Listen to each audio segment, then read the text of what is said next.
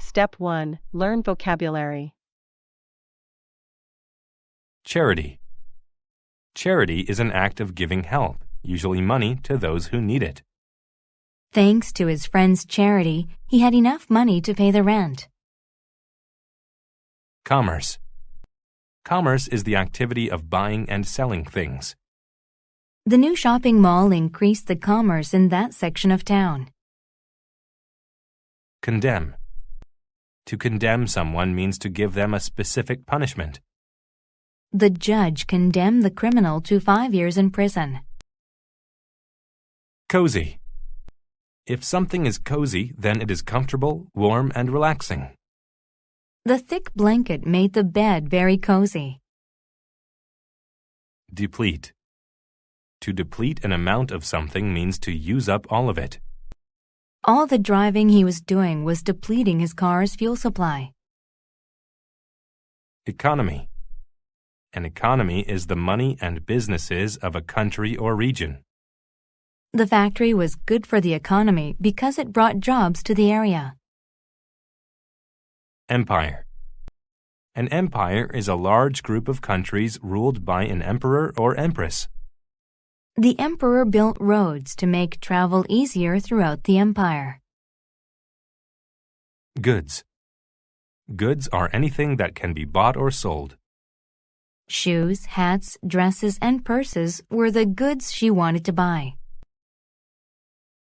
Heed. To heed something means to obey or follow it. You should heed the advice on the sign and not drive so fast. Hitchhike. To hitchhike means to travel by asking for rides from passing vehicles. She didn't have a car, so she hitchhiked several miles to her brother's home. Mock. To mock someone means to tease them in a cruel way. The girls mocked Nancy because she was a new student. Neutral. If someone is neutral, then they do not help either of the two fighting sides. The girl's friend remained neutral while the couple was arguing. Persecute. To persecute means to treat someone badly. Dan felt persecuted because he was smaller than the other boys at school. Pity. Pity is the feeling of sadness and kindness for those who are suffering. Because she had pity for the lost boy, she helped him find his parents. Reduce. To reduce something means to make it less in size or number. When the store reduced its prices, people wanted to shop there. Scribe. A scribe was a person whose job was to copy written works. In ancient Egypt, scribes recorded important events. Temper. A temper is someone's mood or a chance that they might get angry. She has a temper. Even the slightest mistakes make her angry. Throne. A throne is the special chair in which a ruler sits. Nobody except the king and queen sat in the thrones in the Great Hall. Unity. Unity is the state of people working together for a certain purpose. The project was finished early, thanks to the unity of the workers. Victor. A victor is a group or person that wins in a contest. At the end of the game, the blue team was the victor. Step 2. Listen to the story without subtitles.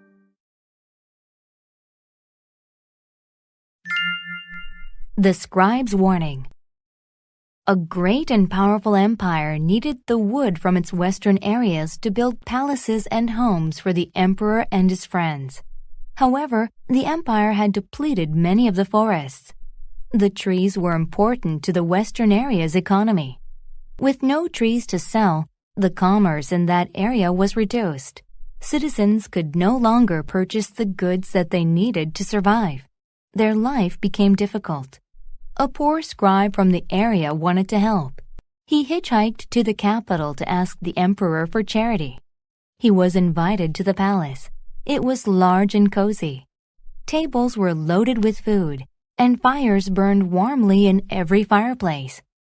The emperor sat up upon his throne, and the scribes stood in front of him.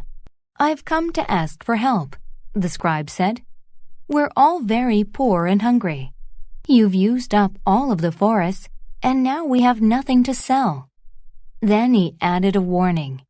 "If we don't receive help, I'm afraid that the entire empire will suffer. We must establish some unity." Upon hearing the scribe's request, the emperor's bad temper surfaced. He mocked the scribe. "You think I should help," he said and laughed.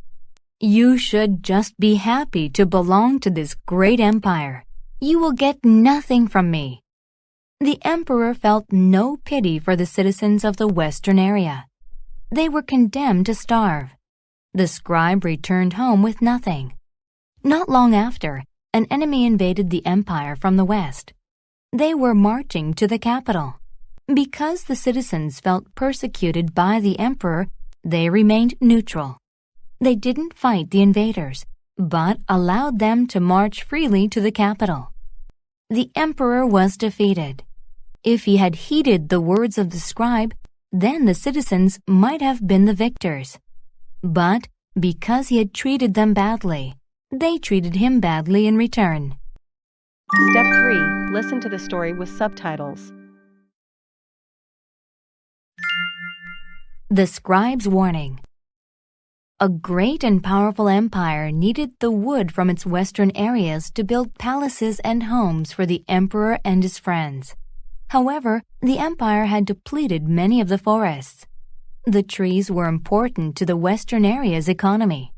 With no trees to sell, the commerce in that area was reduced. Citizens could no longer purchase the goods that they needed to survive. Their life became difficult. A poor scribe from the area wanted to help. He hitchhiked to the capital to ask the emperor for charity. He was invited to the palace. It was large and cozy. Tables were loaded with food, and fires burned warmly in every fireplace. The emperor sat up upon his throne, and the scribe stood in front of him. "I've come to ask for help," the scribe said.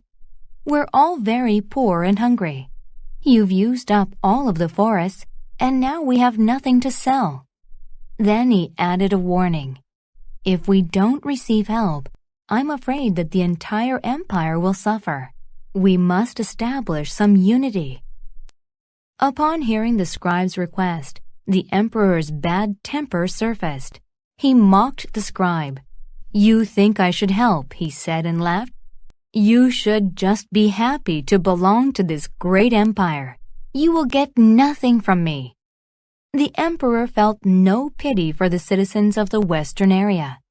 They were condemned to starve. The scribe returned home with nothing. Not long after, an enemy invaded the empire from the west. They were marching to the capital.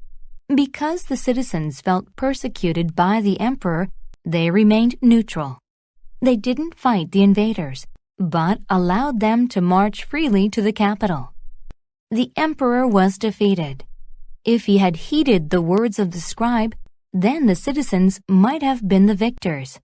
But because he had treated them badly, they treated him badly in return. Step 4. Answer the questions. 1. Why were the citizens hungry? A. Commerce was high. B. They couldn't buy goods. C. Prices were reduced. D. They were too cozy. 2. The emperor's palace was all of the following except A. Large and cozy. B. Made with wood. C. Cold and dark. D.